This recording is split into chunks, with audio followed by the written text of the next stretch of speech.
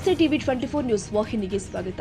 ಸಿರುಗುಪ್ಪ ನಗರದ ಕೃಷಿ ಉತ್ಪನ್ನ ಮಾರುಕಟ್ಟೆಯ ಆವರಣದಲ್ಲಿನ ಶ್ರಮಿಕ ಭವನದಲ್ಲಿ ಕರ್ನಾಟಕ ಪ್ರಾಂತ್ಯ ರೈತ ಸಂಘ ತಾಲೂಕು ಸಮಿತಿಯ ವತಿಯಿಂದ ನಡೆದ ಸುದ್ದಿಗೋಷ್ಠಿಯಲ್ಲಿ ಇದೇ ತಿಂಗಳ 28, 29ರಂದು ತಾಲೂಕು ಕೇಂದ್ರದಿಂದ ಜಿಲ್ಲಾ ಕಚೇರಿಯವರೆಗೂ ಪಾದಯಾತ್ರೆ ಮಾಡುವ ಮೂಲಕ ಭೂಗಳ್ಳತನದಲ್ಲಿ ಭಾಗಿಯಾಗಿರುವ ಅಧಿಕಾರಿಯ ವಿರುದ್ಧ ಪ್ರತಿಭಟನೆ ಮಾಡುವ ಬಗ್ಗೆ ತೀರ್ಮಾನ ಮಾಡಲಾಗಿದೆ. ಸುದ್ದಿಗೋಷ್ಠಿಯನ್ನು ಉದ್ದೇಶಿಸಿ ಮಾತನಾಡಿದ ಕರ್ನಾಟಕ ಪ್ರಾಂತ್ಯ ರೈತ ಸಂಘದ ತಾಲೂಕು ಅಧ್ಯಕ್ಷ ವಿ ಮಾರುತಿ ಅವರು, ಬಳ್ಳಾರಿ ಜಿಲ್ಲೆಯ ಸಿರುಗುಪ್ಪ ತಾಲೂಕಿನ ನಂಬರ್ 64 ಹಳೇಕೋಟೆ ಮತ್ತು ಸಿರಿಗೇರಿ ಗ್ರಾಮದಲ್ಲಿ 100 ಎಕರೆ ಜಮೀನುಗಳನ್ನು ತಮ್ಮ ಸಂಬಂಧಿಕರಿಗೆ ಅಕ್ರಮವಾಗಿ ನೋಂದಣಿ ಮಾಡಿಸಿರುವ ಅಧಿಕಾರಿಗಳನ್ನು ಕೂಡಲೇ ವಜಾಗೊಳಿಸಬೇಕು ಅಂತ ಆಗ್ರಹಿಸಿದರು. ಜಿಲ್ಲಾ ಉಪಾಧ್ಯಕ್ಷ ಶಿವಶಂಕರ ಅವರು ಮಾತನಾಡಿ, ತಾಲೂಕಿನ ನಂಬರ್ 64 ಹಳೇಕೋಟೆ ಗ್ರಾಮದಲ್ಲಿನ ಮದ್ರಾಸ್ ಕುಟುಂಬದವರ ಹೆಸರಿನಲ್ಲಿ ಇಲ್ಲಿನ ಸಬ್ ರಿಜಿಸ್ಟರ್ ಯಲ್ಲರೆಡ್ಡಪ್ಪ ಬಳ್ಳಾರಿ ಹೃದಯಾಲಯದಲ್ಲಿ ಸಾವಿನ ಹಂಚಿನಲ್ಲಿ ಇರುವಂತಹ ವೃದ್ಧ ವ್ಯಕ್ತಿಯನ್ನ ಕರೆತಂದು ಸುಳ್ಳು ದಾಖಲೆಗಳನ್ನು ಸೃಷ್ಟಿ ಮಾಡಿ ಕಾನೂನು ಬಾಹಿರವಾಗಿ ತಮ್ಮದೇ ಸಂಬಂಧಿಕರ ಹೆಸರಲ್ಲಿ ಭೂಮಿಯನ್ನ ನೋಂದಣಿ ಮಾಡಿಸಿರುತ್ತಾರೆ ಅಂತ ಆರೋಪಿಸಿದ್ದಾರೆ. ತಾಲೂಕಲ್ಲಿ ಸರ್ಕಾರಕ್ಕೆ ಬರಬೇಕಾದಂತಹ ಒಟ್ಟು 130ಕ್ಕೂ ಅಧಿಕ ಎಕರೆ ಜಮೀನನ್ನ ಅಕ್ರಮವಾಗಿ ನೋಂದಣಿ ಮಾಡಿಸಿಕೊಂಡು ಭೂ ಒಡೆತನ ಯೋಜನೆಯಡಿ ಮಾರಾಟ ಮಾಡಿ 60 ಕೋಟಿಯಷ್ಟು ಮೊತ್ತವನ್ನು ಲಪಟಾಯಿಸ್ತಾ ಇರುವ ಸಬ್ ರಿಜಿಸ್ಟರ್ ಯಲ್ಲರೆಡ್ಡಪ್ಪ ಹಾಗೂ ಇನ್ನಿತರ ಭೂಗಳ್ಳರು ಆದ ರಾಮನಗೌಡ, ಮಹಂತೇಶ್, ಶಿವಕುಮಾರ್ ಅವರನ್ನ ತಕ್ಷಣವೇ ಬಂಧಿಸಿ ಕ್ರಿಮಿನಲ್ ಮೊಕದ್ದಮೆ ದಾಖಲಿಸಬೇಕು. ನಂಬರ್ 64 ಹಳೇಕೋಟೆ ಗ್ರಾಮದಲ್ಲಿ ಸುಮಾರು 70-80 ವರ್ಷಗಳಿಂದ ಉಳುಮೆ ಮಾಡುತ್ತಾ ಬಂದಿರುತ್ತಾರೆ. ಅಕ್ರಮವಾಗಿ ಕಬಳಿಸಿರುವಂತಹ ಜಮೀನಿನಲ್ಲಿ ಮಾಜಿ ಸೈನಿಕರಿಗೆ, ಎಸ್ಸಿ ಮತ್ತು ಎಸ್ಟಿ ರೈತರಿಗೆ ಹಕ್ಕುಪತ್ರ ಕೊಡಬೇಕು ಅಂತ ಒತ್ತಾಯಿಸಿದರು. ಇಲ್ಲಿನ ಅಕ್ರಮ ಭೂ ಮಾಫಿಯಾ ಬಗ್ಗೆ ಕಳೆದ ಕೆಲವು ದಿನಗಳ ಹಿಂದೆ ನಾಗರಿಕ ಹಕ್ಕುಗಳ ಜಾರಿ ನಿರ್ದೇಶನಾಲಯ, ಕಂದಾಯ ಇಲಾಖೆಗಳಿಗೆ ಮನವಿ ಮಾಡಿದ್ರೂ ಕೂಡ ಪ್ರಯೋಜನವಾಗಿಲ್ಲ. ಇವರೆಲ್ಲ ಭೂಗಳ್ಳರ ಆಮಿಷಕ್ಕೆ ಒಳಗಾಗಿರುವ ಶಂಕೆ ವ್ಯಕ್ತವಾಗ್ತಾ ಇದೆ. ಇನ್ನು ಮುಂದೆಯಾದರೂ ಸಮಗ್ರ ತನಿಖೆ ನಡೆಸಿ ಸರ್ಕಾರಕ್ಕೆ ಸೇರಬೇಕಾದ ಜಮೀನುಗಳನ್ನು ವಶಪಡಿಸಿಕೊಂಡು ಉಳುಮೆದಾರಿಗೆ ಕೊಡಬೇಕು. ಅಕ್ರಮ ಭೂಗಳ್ಳರು ಮತ್ತು ಅಕ್ರಮಕ್ಕೆ ಪ್ರೋತ್ಸಾಹಿಸಿದ ಅಧಿಕಾರಿಗಳ ವಿರುದ್ಧ ಕಠಿಣ ಕಾನೂನು ಕ್ರಮ ಕೈಗೊಳ್ಳಬೇಕು ಅಂತ ತಿಳಿಸಿದ್ರು.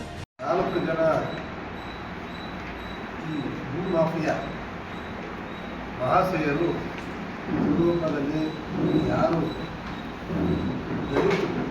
ಎಸ್ಸಿ ಎಸ್ಟಿಗಳು ಸಾಗುವಳಿ ಮಾಡ್ತಾರೆ ಅಂಥವರು ಭೂಮಿಯನ್ನು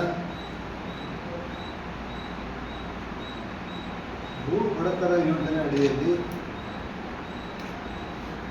ಫಾರಂ 2 ಇಲ್ಲದೆ 132 ಸರ್ವೆ ನಂಬರ್ ಭೂಮಿಯನ್ನು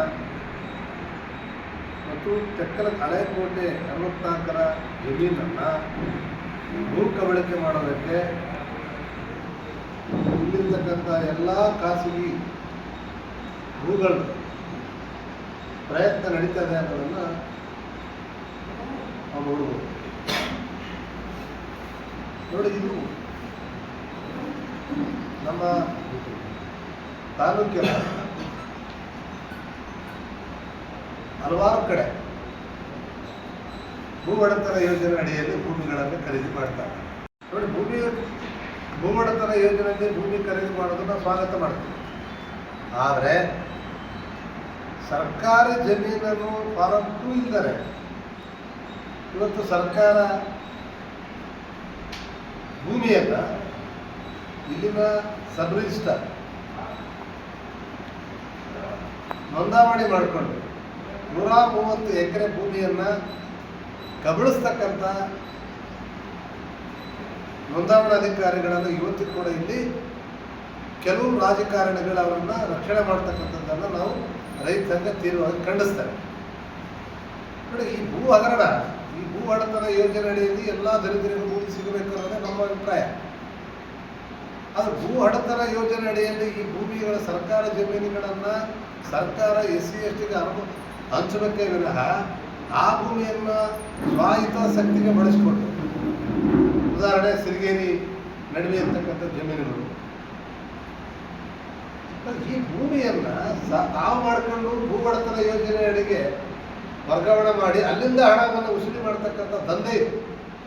ಈ ದಂಧೆಯಲ್ಲಿ ರಾಮನಗೌಡ, ರಾಯಚೂರಿನ ರಾಮನಗೌಡ, ಮಹಂತೇಶ್, ಶಿವಕುಮಾರ್, ಸಬ್ ರಿಜಿಸ್ಟರ್ ಯಲ್ಲಪ್ಪ ರೆಡ್ಡಿ ಇವರೆಲ್ಲರೂ ಸೇರಿಕೊಂಡು ಈ ಭೂಮಿಯನ್ನು ಲಪಟಾಯಿಸಿ ಈ 130 ಎಕರೆ ಜಮೀನುಗಳನ್ನು ಸರ್ಕಾರದ ಅಧೀನದಲ್ಲಿರ್ತಕ್ಕಂಥ ಭೂಮಿಯನ್ನು ಯಾರೋ ಒಬ್ಬ ಆಂಧ್ರದ ವ್ಯಕ್ತಿಯನ್ನು ಕರ್ಕೊಂಡು ಬಂದು ಈ ಭೂಮಿ ಇವ್ರದ್ದು ಅಂತೇಳಿ ಇವತ್ತು ಕಳ್ಳ ರಿಜಿಸ್ಟ್ರೇಷನ್ ಮಾಡಿಸಿರ್ತಕ್ಕಂಥದ್ದನ್ನು ಕೂಡ ನಾವು ನೋಡ್ತಾ ಇದ್ದೀವಿ. ಈಗಾಗಲೇ ಅವರು ಹೋಮದಲ್ಲಿರ್ತಕ್ಕಂಥ ಮನುಷ್ಯನ ಕರ್ಕೊಂಡು ಬಂದು ನಕಲಿ ದಾಖಲೆಗಳನ್ನು ಸೃಷ್ಟಿ ಮಾಡಿ ಇವತ್ತು ಸಬ್ ರಿಜಿಸ್ಟ್ರು ನೋಂದಾವಣೆ ಮಾಡಿದ್ದಾರೆ.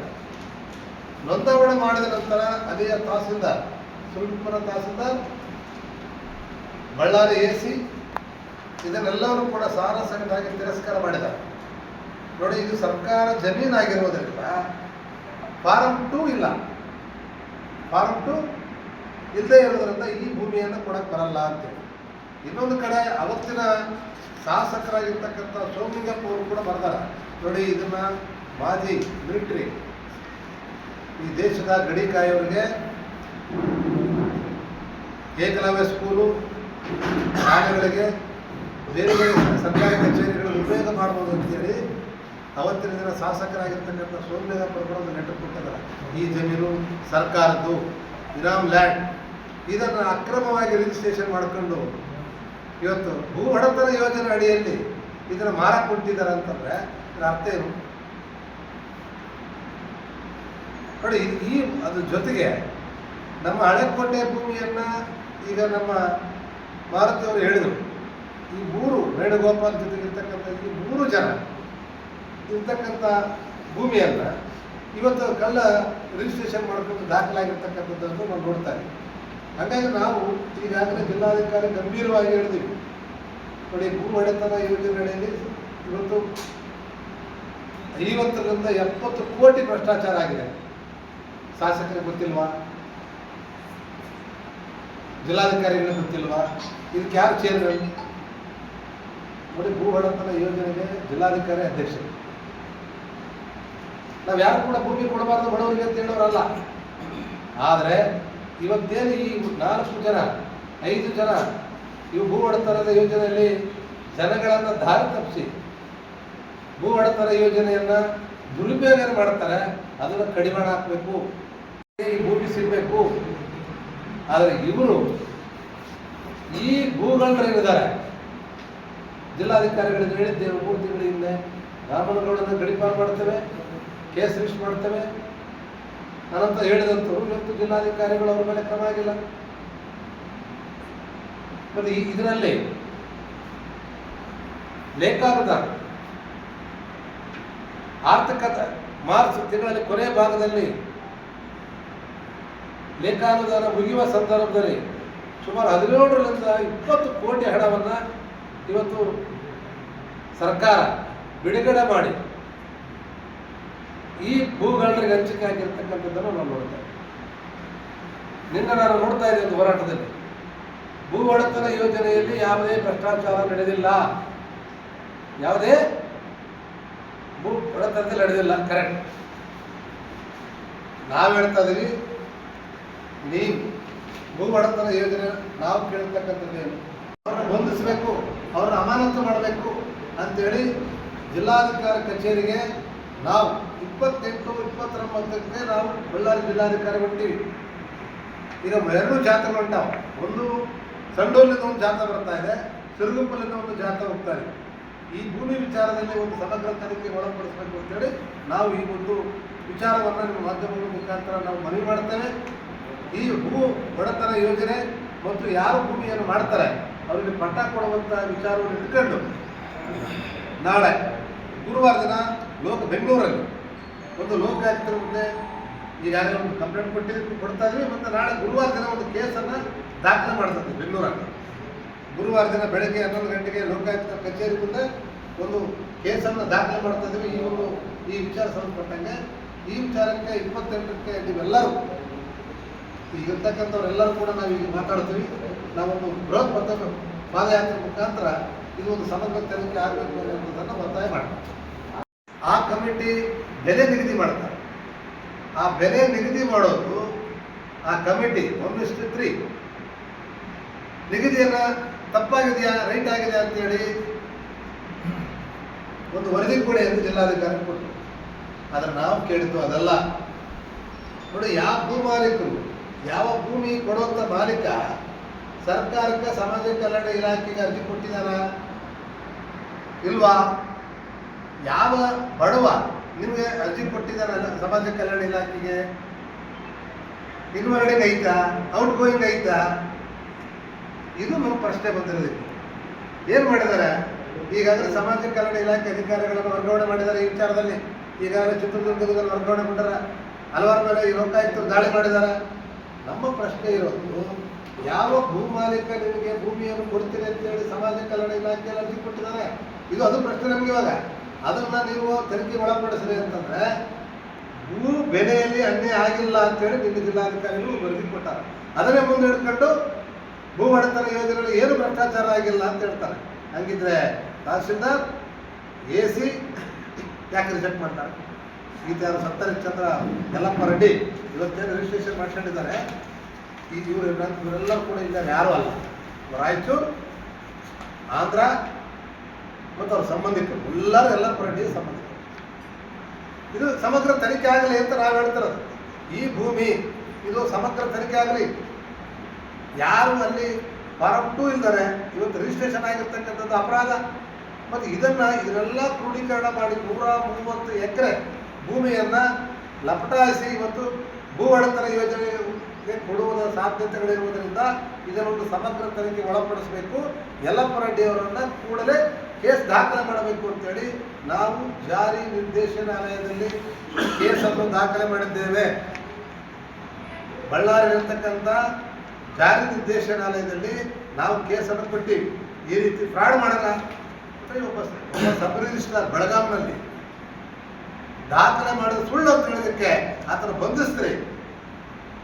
ಇಲ್ಲಿ 130 ಎಕರೆ 140 ಎಕರೆ 46 ಎಕರೆ ಭೂಮಿಯನ್ನ ಇವತ್ತು ಕಳ್ಳ ರಿಜಿಸ್ಟ್ರೇಷನ್ ಮಾಡ್ತಾರೆ ಅಂತ ಹೇಳಿದ್ರೆ ಇವತ್ತು ಯಲ್ಲಪ್ಪ ರೆಡ್ಡಿ ಅವರನ್ನ ಕೇಸ್ ಕೂಡ ಇವತ್ತು ತಗೊಳ್ಳದೇ ಇರ್ತಕ್ಕಂಥ ಪರಿಸ್ಥಿತಿಯನ್ನು ನೋಡ್ತಾ ಇದ್ದೀವಿ. ರಕ್ಷಣೆ ಮಾಡ್ತಕ್ಕಂಥದ್ದನ್ನು ನೋಡ್ತಾ ಇದ್ದೀವಿ.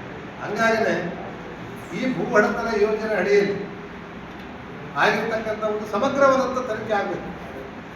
ಕೂಡಲೇ ಈ 4 ಜನರ ಮೇಲೆ ರಾಮನಗೌಡ, ಮಹಂತೇಶ್, ಶಿವಕುಮಾರ್, ಯಲ್ಲಪ್ಪ ರೆಡ್ಡಿ ಇವರೆಲ್ಲರ ಮೇಲೆ ಇವತ್ತು ಕ್ರಿಮಿನಲ್ ಕೇಸ್ಗಳನ್ನು ದಾಖಲೆ ಮಾಡಿ ಕೂಡಲೇ ಅವನ್ನ ಸಸ್ಪೆಂಡ್ ಮಾಡಬೇಕು. ಒಂದು. ಎರಡನೇದಾಗಿ ಹಳೆಕೋಟೆ ರೈತರೇನು ಸಾಗುವಳಿ ಮಾಡ್ತಾರೆ, ಹಳೆಕೋಟೆ ರೈತರ ಭೂಮಿಯನ್ನು ಯಾವುದೇ ಕಾರಣಕ್ಕೆ ಅವ್ರನ್ನ ಒಕ್ಕಲಂಬಿಸಿದ್ರೆ ಬಿಡಬಾರ್ದು. ಯಾಕಂದ್ರೆ ಕಳ್ಳ ರಿಜಿಸ್ಟ್ರೇಷನ್ ಆಗಿದೆ. ಇವ್ರು ಯಾರಂತ ಗೊತ್ತಿಲ್ಲ. ಹಂಗಾಗಿ ಯಾರು ಸಾಗುವಳಿ ಮಾಡ್ತಾರೆ, ದೇವರಾಜ ಅರಸವರು ಹೇಳಿದ್ದೇನು, ಉಳುವವನೇ ಭೂ ಒಡೆಯ, ಉಳುವವನೇ ಭೂ ಒಡೆಯ. ಯಾರು ಭೂಮಿ ಮಾಡ್ತಿರೋದು? ಯಾರು ಭೂಮಿ ಮಾಡೋದು? ಹಳೆಕೋಟೆ ಮಾಡ್ತಾರೆ. ಮತ್ತು ಆ ಹಳೆಕೋಟೆ ಭೂಮಿ ಯಾರು ಸಾಗುವಳಿ ಮಾಡ್ತಾರೆ ಅವ್ರಿಗೆ ಪಟ್ಟ ಕೊಡ್ಬೇಕಲ್ಲ.